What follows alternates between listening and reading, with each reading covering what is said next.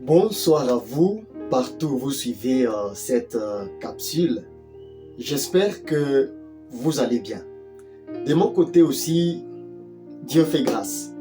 Dieu veille sur nous, il est en train de nous faire du bien et ça nous suffit. Tant que nous sommes en vie, tant que nous sommes bénéficiaires de sa grâce, nous continuons à espérer à ses bontés. Bien-aimés, aujourd'hui, je viens avec un message pour vous, les amoureux, pour vous qui êtes, disons, en couple. En fait, c'est la Bible qui nous dit dans Ecclésiaste, chapitre 4, le verset 9e et suivant, que deux valent mieux qu'un. Car si l'un tombe, l'autre fait quoi? L'autre le relève.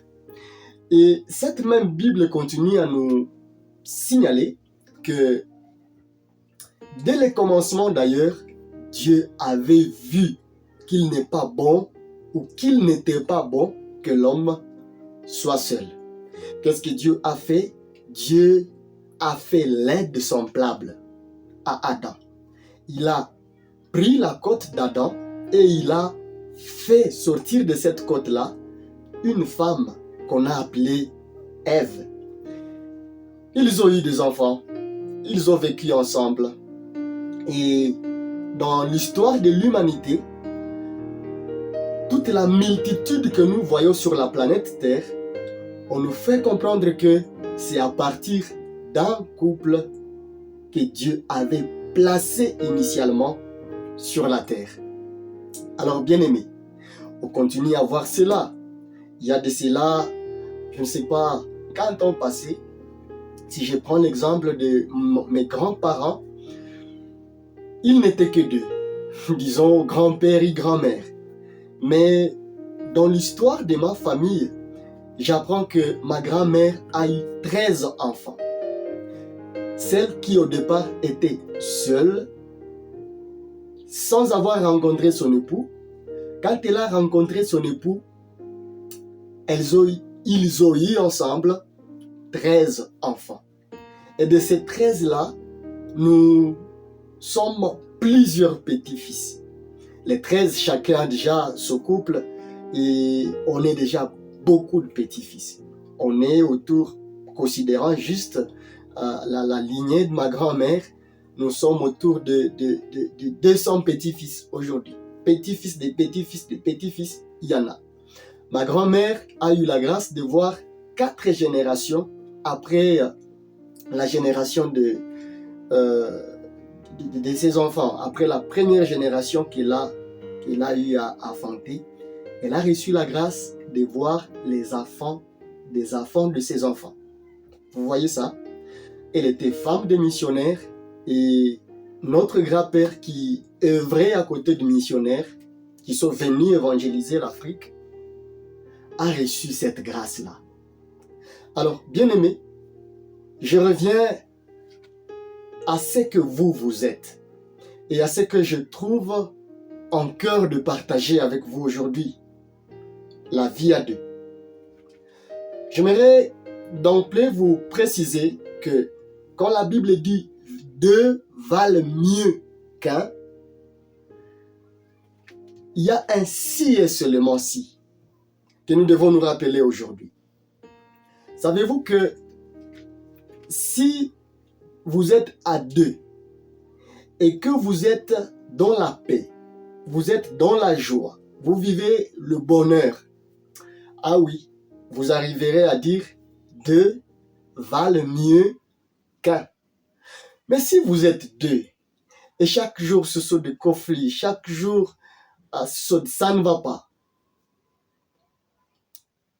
l'un parmi vous arrivera jusqu'à dire « Vaudrait mieux pour moi que je puisse rester seul que de vivre ces cauchemars. What the hell I'm living here ?» Quelqu'un pourra se dire « C'est quoi cet enfer que je suis en train de vivre ?» On dirait que j'ai vraiment rencontré le diable en personne. Eh bien, Jésus-Christ nous a parlé des deux personnes qui avaient bâti. Nous naissons sans connaître qui est-ce que nous rencontrerons dans la vie. Mais c'est avec le temps que nous arrivons à dire, ok, c'est le bon moment de prendre quelqu'un qui va m'accompagner pendant les voyages de la vie ou que je vais accompagner pendant les voyages de la vie. Et ces gestes-là, d'avoir quelqu'un à côté de vous, essayez de considérer ces gestes comme la construction. La construction, elle est à considérer dans son ensemble et surtout, vérifiez bien la fondation avant de lever les murs. Pourquoi? Christ dira, l'un avait bâti sur les sables et l'autre avait bâti sur le roc. Celui qui avait bâti sur les sables, lorsque la tempête avait soufflé, la maison qui était bâtie sur les sables s'était écroulée. Alors que celui qui avait bâti sur le roc, sa maison était restée solide. Considérons nos relations comme des bâtiments. J'aimerais vous poser d'emblée cette question. Sur qui est-ce que vous avez bâti votre relation? Certes, vous êtes deux, mais je veux savoir qui est au milieu de vous. Ah oui, puisqu'il faut qu'on puisse rappeler ceci au couple. Il faut qu'on puisse rappeler ceci aux amis. Si dans votre amitié, dans votre mariage, dans votre foyer, vous ne marchez pas avec Dieu, je suis désolé de vous dire, vous marchez avec le diable. Puisqu'il n'y a pas d'alternative. Vous ne pouvez pas dire, eh bien, nous ne voulons pas de Dieu et nous ne voulons pas du diable. Non, ça ne se passe pas comme ça. Il n'y a pas un monde intermédiaire. Il n'y a pas l'intermédiaire, non. Soit vous êtes du côté de Dieu, soit vous êtes du côté du diable. Et quand ça arrive à ce niveau-là, c'est là que le problème devient encore très sérieux. C'est là que vous verrez des gens qui autrefois se comprenaient, mais bizarrement aujourd'hui, ils ne se comprennent plus.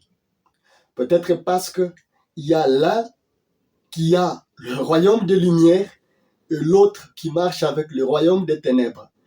Et c'est à Paul de nous poser la question, quelle est la relation qui existe entre la lumière et les ténèbres? Soyons sérieux. Mes amis, frères et sœurs, dans les seigneurs, puisque c'est là la moelle et le grand rappel que j'aimerais faire aujourd'hui, je repose cette question.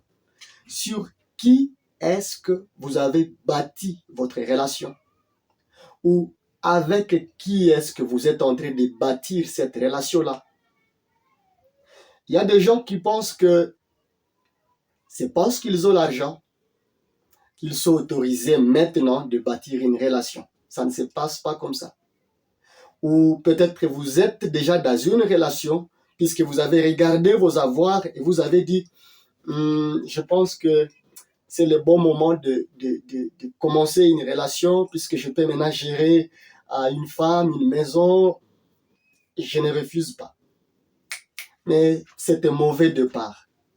Si tout ce qui compte pour vous, c'est le bien matériel, c'est que vous avez comme pognon, comme finance dans votre compte bancaire, eh bien, je suis désolé de vous dire que vous avez bâti sur des choses périssables.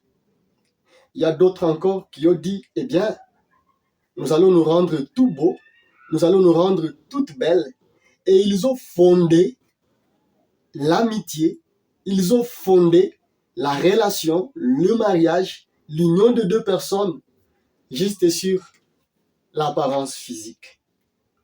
D'autres encore ont fondé leur relation sur la pitié. Ils ont juste eu pitié des autres. Ils ont dit, je pense que je vais avoir pitié de lui et je vais entrer en relation avec lui. Je vais avoir pitié d'elle et je vais entrer en relation avec elle. Mal parti. D'autres encore, ils ont été poussés par leurs parents, poussés par la pression de la société. Ils ont dit, bon, ok, nous allons entrer en relation, ça sera une relation vraiment amoureuse, puisqu'il y a une sorte de pression sociale sur nous. Mal parti. D'autres encore ont vérifié leur âge et ils ont fondé une relation partant de leur âge. Mal parti. Bien-aimé, ma Bible en moi me dit, l'Éternel fait chaque chose bonne à son temps. Il fait chaque chose bonne à son temps. Je ne sais pas pour vous, mais pour moi, je pense que le temps de Dieu, c'est le meilleur. Et le choix de Dieu, c'est le meilleur. Si par hasard, vous êtes déjà dans une relation, mais vous n'aviez pas cherché la vie de Dieu, vous êtes mal parti. Et ça se comprend. Puisque Dieu n'est pas au centre de votre relation, puisque Dieu n'a pas de place au milieu de vous, c'est comme ça que chaque jour, chacun ne fait que vanter ses mérites. Personne ne se met à la place de l'autre. Personne ne regarde dans la même direction que l'autre. Et essayez de voir les statuts de jeunes mariés ou des gens qui sont charnels, qui n'ont pas fondé leur relation sur Christ. Quand il y a un petit problème dans leur relation, ouf, vous allez voir les torchons brûler même jusqu'au mur de leurs réseaux sociaux.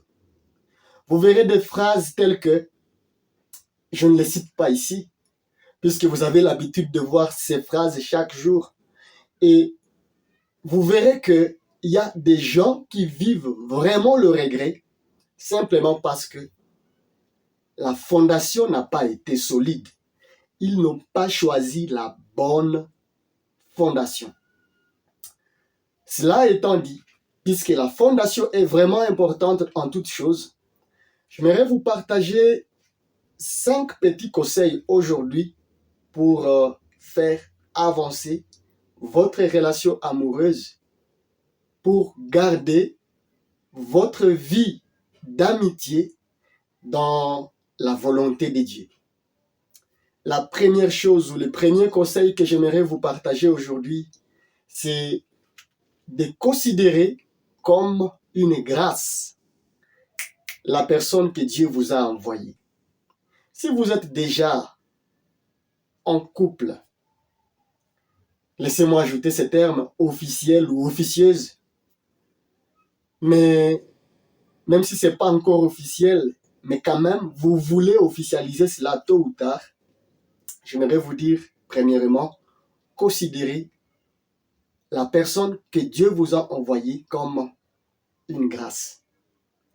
Ce n'est pas parce que vous êtes belle que vous avez cet ami-là. Non, ce n'est pas ça. Ce n'est pas parce que vous êtes tout beau que vous avez cette fille-là. Non. Quand nous vivons sur la base de mérite, nous piétinons la grâce de Dieu. Mais considérez que c'est une grâce d'avoir cette personne-là avec qui vous êtes. Ah oui, il faut que j'insiste. Je dis que c'est une grâce d'avoir cette sœur-là comme votre compagne. C'est une grâce d'avoir ce frère-là comme votre compagnon. Puisque, à part vous, il y a d'autres personnes qu'il pouvait ou qu'elle pouvait choisir. Si vous pensez que c'est parce que vous êtes belle, détrompez-vous. C'est juste la grâce que vous avez obtenue du Seigneur. Laissez-moi vous challenger un peu. Essayez de vous mirer. Regardez-vous au miroir. Vous verrez que, laissez-moi le dire en Swahili, de chez nous à Butembo, on dit « haukuatawa grave ». Comme pour dire, vous n'êtes même pas canot. Vous remarquerez qu'il y a des gens canaux plus que vous, mais qui n'ont pas ce que vous avez aujourd'hui. Dieu vous a juste fait grâce. Le deuxième conseil que j'aimerais partager avec vous, c'est que la Bible nous dit il est impossible que les scandales ne puissent arriver au milieu des gens ou au milieu des enfants de Dieu. Mais malheur à celui par qui les scandales arrivent. Je ne sais pas, dans votre couple, dans votre relation, qu'est-ce qui a toujours attisé les petits feux au milieu de vous? Qu'est-ce qui vous amène à vous clocher l'un l'autre? Vous verrez que c'est à partir de petits riens. Mais il y a toujours une cause, puisque il n'y a pas de fumée sans coup de feu. Et j'aimerais vous supplier, bien-aimés, ne soyez pas à la base de la destruction de l'autre. Ne soyez pas à la base de la destruction de l'autre. C'est très important.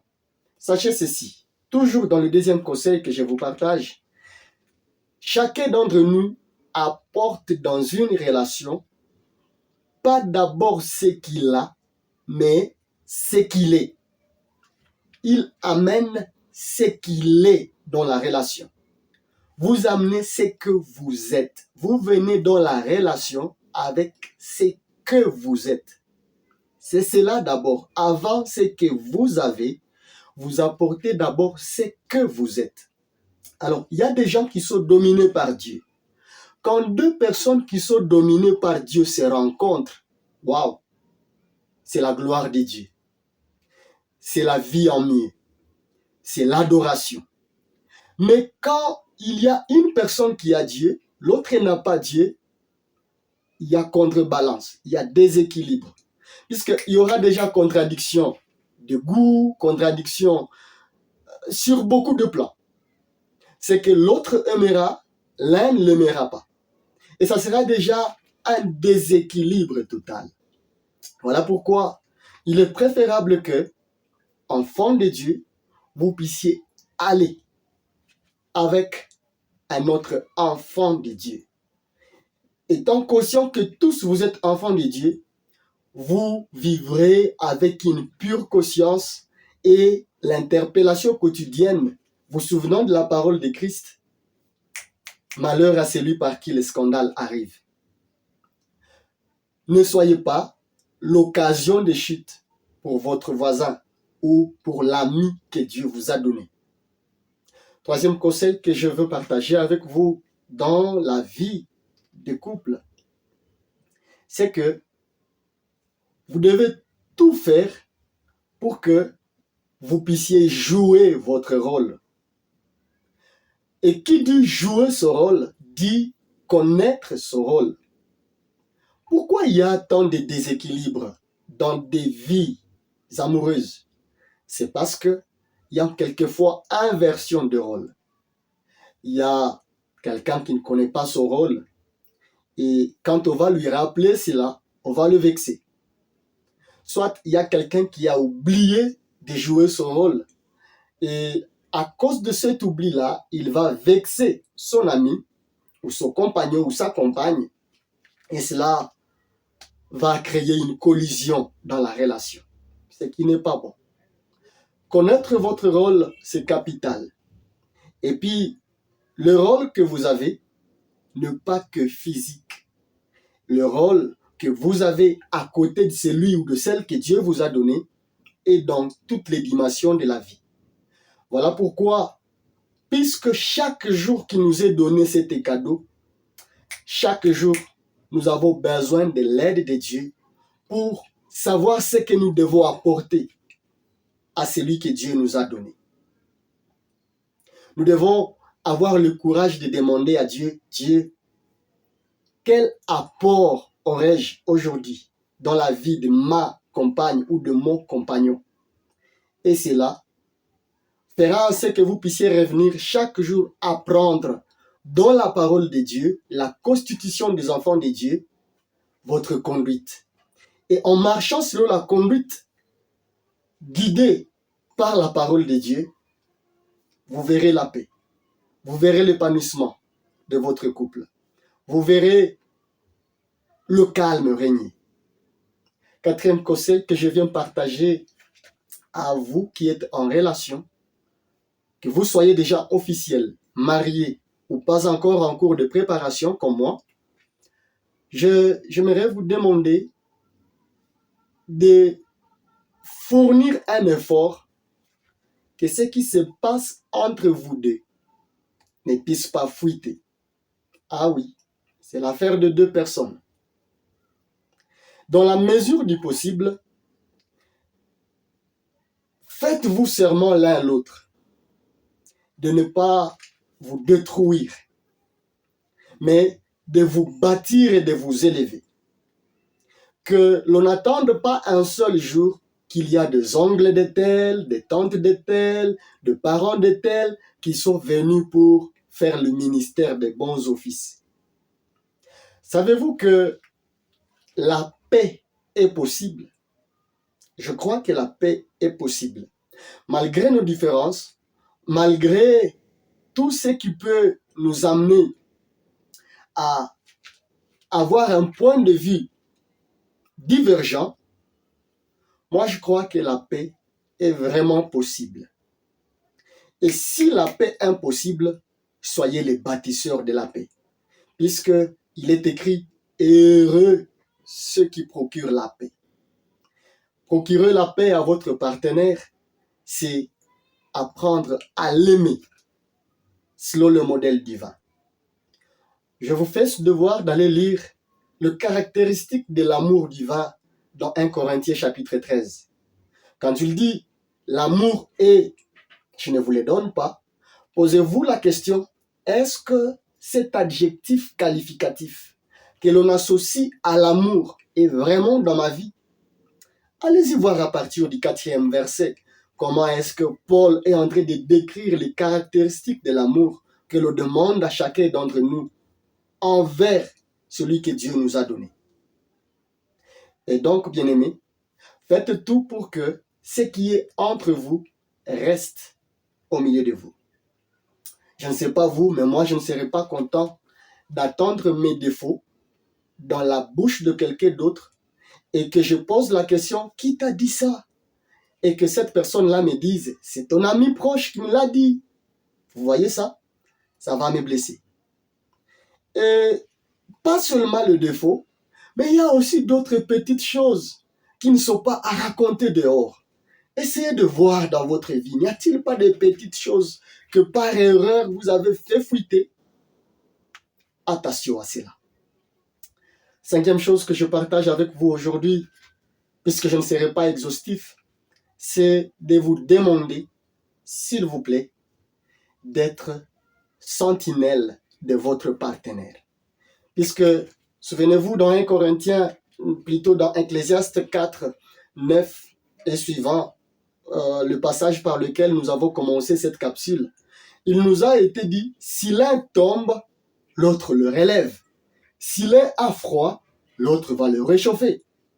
Et donc, et si l'adversaire vient, deux pourront résister mieux à l'adversaire qu'une seule personne. Bien-aimés, soutenez celui que Dieu vous a donné. Et le soutien sur lequel j'insiste, c'est le soutien spirituel. Aidez votre amant, aidez votre compagne à arriver au ciel. J'aimerais poser cette question en train d'aller chuter avec cette capsule. Est-ce que votre partenaire peut vous témoigner ou témoigner de vous que à cause de vous, il ira au ciel? Ou n'est-il pas en train de se lamenter en disant que s'il va en affaire, c'est à cause de vous?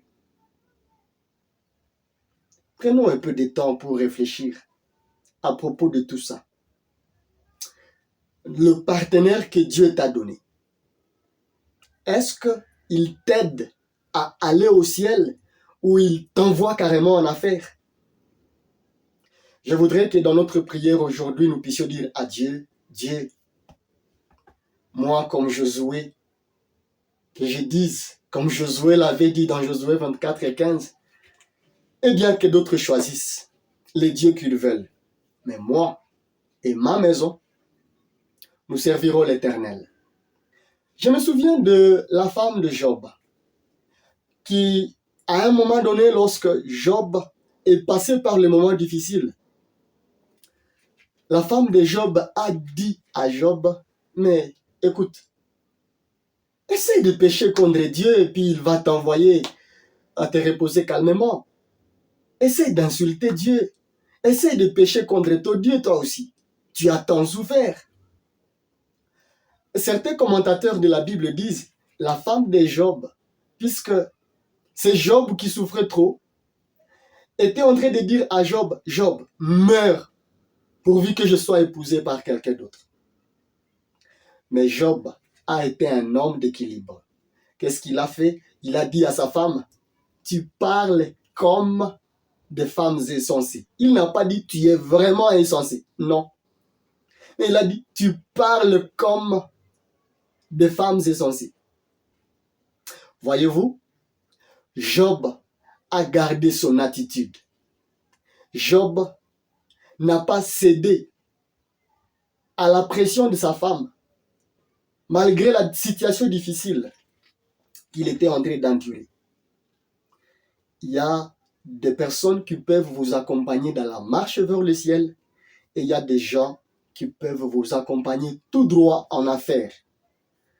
Ce que je vous souhaite, vous qui me regardez jusqu'ici, ne soyez pas celui qui sera accompagné en affaires ou celui qui accompagnera son partenaire en affaires. Mais tous deux, liguez-vous pour aller vers le ciel. Peut-être que ton partenaire ne connaît pas le Seigneur. Faites tout pour qu'il puisse connaître le Seigneur. Peut-être que votre partenaire a quelque chose qui peut faire que sa paix avec Dieu soit compromise. Faites tout pour aider votre partenaire à restaurer la paix, la relation avec Dieu. On nous parle de Joseph, on nous parle de Marie. Tous deux, chacun était en relation avec Dieu. Ce qui est une bonne chose. Quand bien même Marie était sur le point d'être abandonnée par Joseph, Dieu a parlé à Joseph, il a dit, n'abandonne pas Marie, puisque l'enfant qu'elle porte, c'est mon enfant. Et à un moment donné, lorsque Hérode était sur le point de frapper tous les enfants, Dieu va encore dire à Joseph, Joseph, protège l'enfant. Et Marie a écouté le conseil de Joseph, ils sont partis en Égypte. Nous voyons aussi Rebecca qui est à côté d'Isaac. On nous dit, il l'a consolé de toutes les souffrances qu'il avait connues depuis la perte de sa maman. Soyez des personnes solutions. Et surtout, des personnes qui vont aider vos partenaires à être forts dans leur intimité avec Dieu.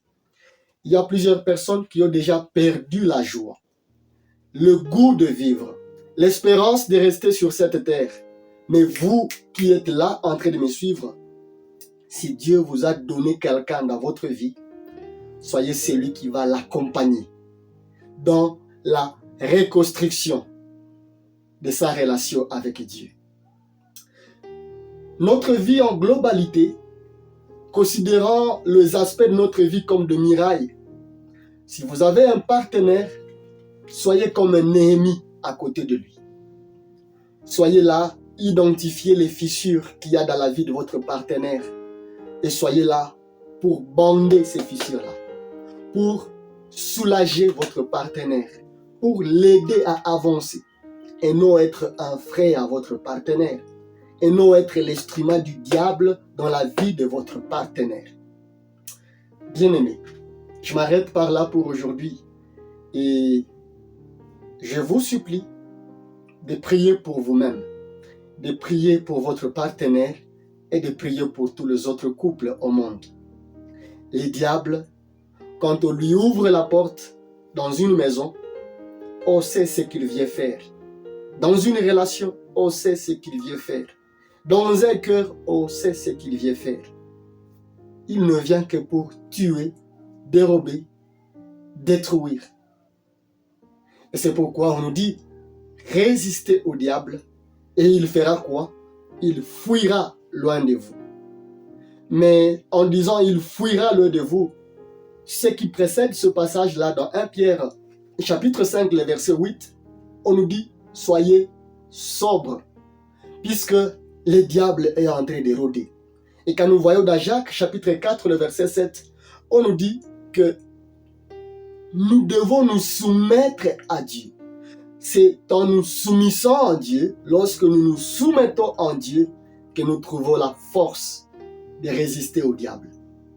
Et quand nous trouvons la force de résister au diable, si moi je résiste au diable, et que l'ami que Dieu va me donner résiste au diable, et que vous aussi dans votre relation vous résistez au diable, nous allons bâtir des familles stables.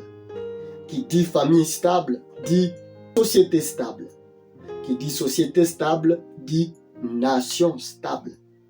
Attention, le diable ne dort pas. Voilà pourquoi prenez tout le temps de considérer tous les aspects de la vie, de votre vie à deux, et demandez à Dieu de vous éclairer. C'est sa promesse. Le TP, ne l'oubliez pas. 1 Corinthiens chapitre 13, voyez comment vous devez aimer votre partenaire. Et à cela, vous allez conclure la prière d'aujourd'hui avec le psaume 32, verset 8. Que Dieu vous bénisse.